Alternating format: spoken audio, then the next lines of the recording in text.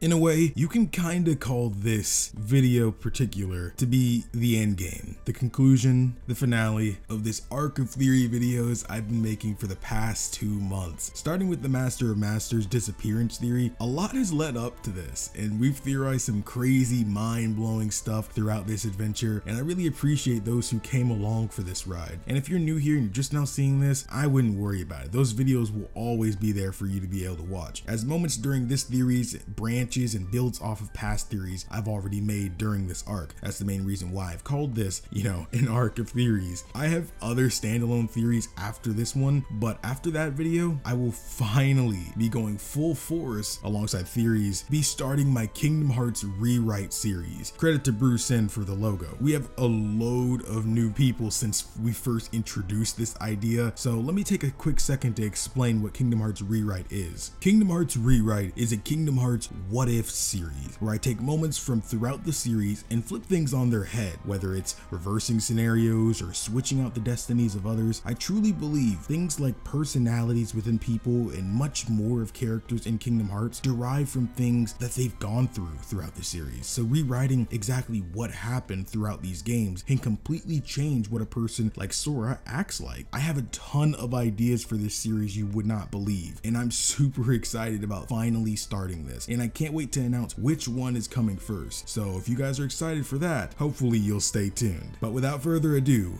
the finale. Scala Ad Caelum. Of all the various worlds throughout the series, I think by far it's the most mysterious. Though we know so little about it, it ties together the lives of so many people that we've met throughout the series, and without its creation, many lives would have been changed forever, likely causing many people to never have met one another. It was the home of both Xehanort and Ericus while they were being trained under the same master. Take this place away from history, and who knows where the two would have ended up differently, thus changing the entirety of what the series went on to be. But what exactly is Scala Ad Caelum, and what's the secret behind its creation? Well, until Kingdom Hearts 3, it was only known by the name of Cabletown, with not much more knowledge than that. Playing Kingdom Hearts 3, when you reach the final boss and you're fighting against armored Xehanort, fight him as you normally would, going through each of his phases. Then after a little, you'll eventually reach a segment where you'll have to fight him underwater. It's easy to get distracted here due to, the underwater swimming controls and having Xehanort constantly after you, but if you swim around the environment, you can tell there's a structure of a building under the water. No, that's not quite right. It's more like a forgotten remnant of an ancient city. When examining this image, if you've watched Kingdom Hearts Key back cover movie or played any of the Kingdom Hearts Unicross mobile game, then this building will look plenty familiar to you. This is Daybreak Town, broken down and submerged underneath Scala Ad Caelum. But what does this mean? Well, it's a bit obvious in fact. Scala Ad Caelum was built on the remains of Daybreak Town after the end of the Keyblade War. But knowing this fact, a few more questions spring to mind. If that's the case, then who built it? Apparent by the severe lack of Keyblade wielders throughout the worlds after the Keyblade War and the tens of thousands of Keyblades that lay dormant on the battlefield of a world now just called the Keyblade Graveyard, I think it's safe to say it's unlikely the quote-unquote surviving Keyblade wielders from the war did it. Even playing Kingdom Hearts Key, we know our player was the only survivor on their last legs, but thankfully was rescued by Ephemer's Scold.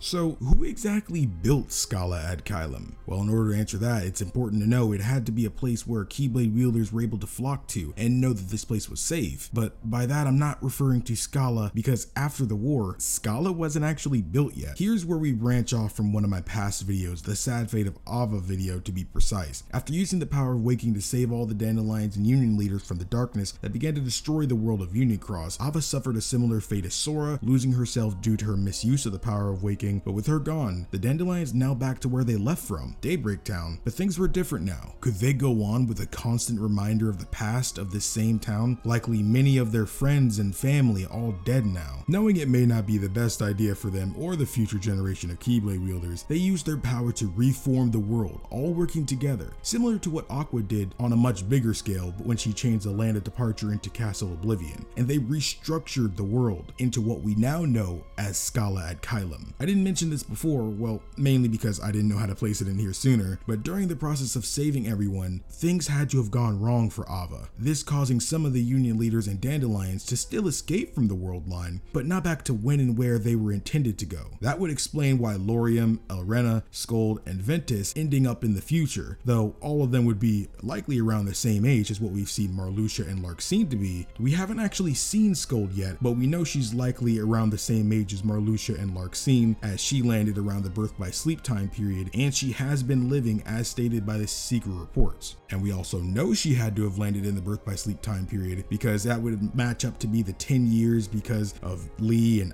Isa visiting her cell, which would also mean Ventus also landed around this same time period. Well, one, because we play as him in Birth by Sleep, but because of the end event of Birth by Sleep, he was trapped in a deep sleep without his heart, which by Kingdom Hearts logic prevents him from aging. I have no idea why, when clearly aging is a thing in Kingdom Hearts. Look at Sora, and geez, look at Lee and Isa's glow up. So with Scala at Caelum now built thanks to the work of the Dandelions alongside Ephemer and Brain, the two of them became the overseers of the land, making it a place where Keyblade wielders can live and prosper, and new ones can learn and train here for years to come. We know that had to be true, as all the way up to Xehanort and Ericus training here, though Ericus was likely born there, as in Secret Report number 2, Xehanort refers to him as a blue blood, saying he was descended from the masters of the Age of Fairy Tales, but we'll save that topic for another video. If you're down to have a video about on who exactly is Ericus's ancestor, hit the like button for me and let me know down in the comments. Oh, and I also have a Discord server. If you're down to theorize or interact with our community, check out the description box down below. But with that about does it for this video. But first, I'd like to ask, what do you think? Do you agree with my theory on Scala at Caelum's creation, at least until we see it firsthand for ourselves in the games, or do you disagree with things I've said in this video? Let me know down in the comments below. Also, bringing up Kingdom Hearts Rewrite again, if you have any what if scenarios you'd be interested in seeing, leave some ideas down in the comments. If you've enjoyed this video and you're excited to see more theories in Kingdom Hearts Rewrite finally launch, hit the bell icon after subscribing. We'll make sure you never miss another video again. Thank you all so much for watching. My name is KingdomAce, and remember, my loyal knights, to always